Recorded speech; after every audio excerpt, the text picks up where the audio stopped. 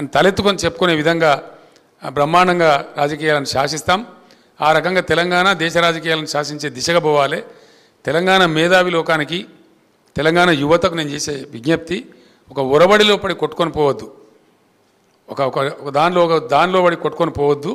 మంచిగా స్థిరంగా ఆలోచించి నిర్ణయం తీసుకొని బీఆర్ఎస్ని గెలిపిస్తే బీఆర్ఎస్ ఇంటి పార్టీ, ఏ రోజైనా తెలంగాణ కోసం పేగులు దిగేదాకా కొట్లాడే పార్టీ. కాబట్టి దయచేసి బీఆర్ఎస్ను అత్యధిక స్థానాలలో అత్యధిక మెజార్టీతో గెలిపించండి. తెలంగాణ ఆత్మగౌరవాన్ని నిలబెట్టండి.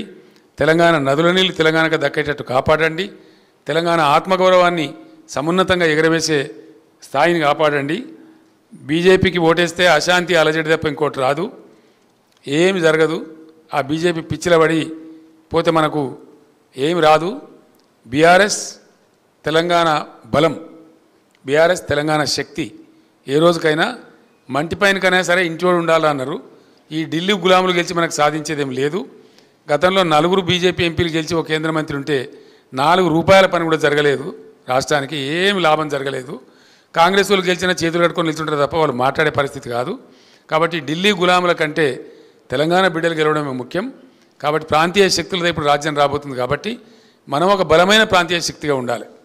మనకు తమిళనాడు మంచి ఆదర్శం. తమిళనాడులో ద్రావిడులు ఎంత బలంగా ఉండి ద్రవిడ పార్టీలను గెలిపిస్తారు తప్ప బయటి పార్టీలను గెలిపియరు. మనం కూడా అట్లే తెలంగాణలో కూడా ఆ శక్తి రావాలి, తెలంగాణకు ఆ ఆలోచన రావాలి. ద్రవిడ పార్టీలను ఆదర్శంగా తీసుకొని తెలంగాణలో ఆ రకమైన మిలిటెన్సీ మనం తయారు చేసుకోవాలి, బ్రహ్మాండంగా ముందుకు పోవాలి. ఈ 2 పార్టీల కథలు చూసినాం మనము. 10 ఏళ్ళ బీజేపీ, అంతకుముందు 60 ఏళ్ళ కాంగ్రెసు, ఇప్పుడు 6 నెలల కాంగ్రెస్. పూర్తి వాళ్ళ రూపం బయటపడ్డది. ఇంకా వాళ్ళని గురించి భ్రమపడితే మోసపోతాం, గోసపడతాం తప్ప జరిగేదేం లేదు. కాబట్టి దయచేసి బీఆర్ఎస్ని బలపరచమని ప్రజలకు విజ్ఞప్తి చేస్తూ ధన్యవాదాలు. One at a time please. ఒక్కరండి. వన్ హైదరాబాద్ని యూటీ చేస్తే బాగుంటుంది, లేదంటే సెకండ్ క్యాపిటల్ చేస్తే బాగుంటుంది, నాకు కూడా ఊరికి దగ్గర అవుతుంది అని చెప్పేసి మాట్లాడింది. ఖర్గే లాంటి వ్యక్తికి అట్లా మాట్లాడకంటే దురదృష్టం ఇంకోటి ఉండదు. ఇన్ని రోజులు ఢిల్లీకి మోసిన ఆయన నాకు హైదరాబాద్ దగ్గర అవుతుందని మాట్లాడి హైదరాబాద్ గొంతుకు వస్తానంటే తెలంగాణ ప్రజలు ఊరుకోరు. నేను చెప్పిన దానికి ఇదే బలమైన కారణం. ఖర్గే లాంటి వ్యక్తి కూడా హైదరాబాద్ 2వ రాజధాని కావాలంటుందంటే వీళ్ళు ఎవరు వచ్చినా హైదరాబాద్ను దెబ్బ పెడతారని మనకు అర్థమవుతూ ఉంది. హైదరాబాద్ మనది, మన సొంతం, దాన్ని ఎన్నిటి కూడా అట్లా పోనీయం.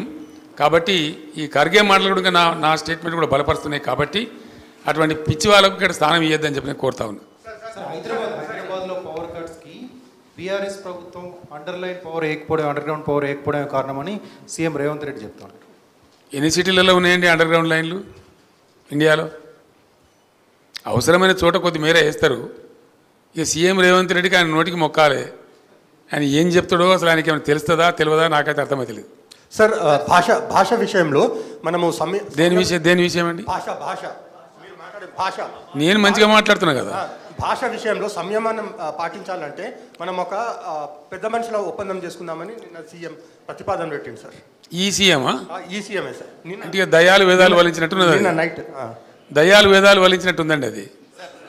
సార్, మీరు గతంలో కూడా 3వ ప్రత్యామ్నాయం కోసం ప్రయత్నం చేశారు ప్రాంతీయ పార్టీల తరఫున.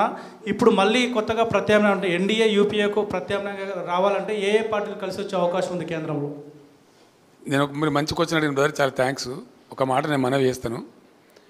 జాతీయ రాజకీయాలలోకి పోదామని చెప్పి నేను బీఆర్ఎస్ పేరు మార్చి ఆ ప్రయత్నం చేసిన. మహారాష్ట్రకి పోయి బాగా చేసినాం.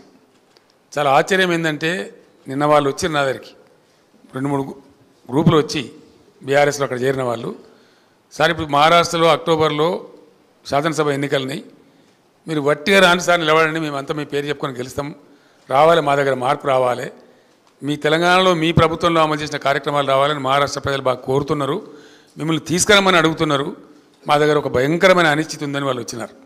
నేను తప్పకుండా నా జాతీయ రాజకీయ ప్రస్థానాన్ని కొనసాగిస్తాను, అందులో అనుమానం లేదు.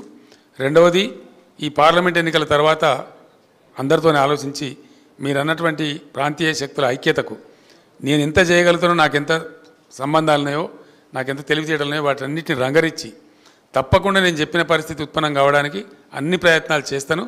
ఇప్పటికే చాలామందితో మాట్లాడుతూ ఉన్నాం, లైక్ మైండెడ్స్తోని. వాళ్ళు ఎవరి పని వాళ్ళు చేసుకుంటూ ఉన్నప్పటికీ మేము కనెక్టెడ్గానే ఉన్నాం. తప్పకుండా అందరం కలిసి ఒక ప్రత్యామ్నాయం రూపొందిస్తాం. ఏదో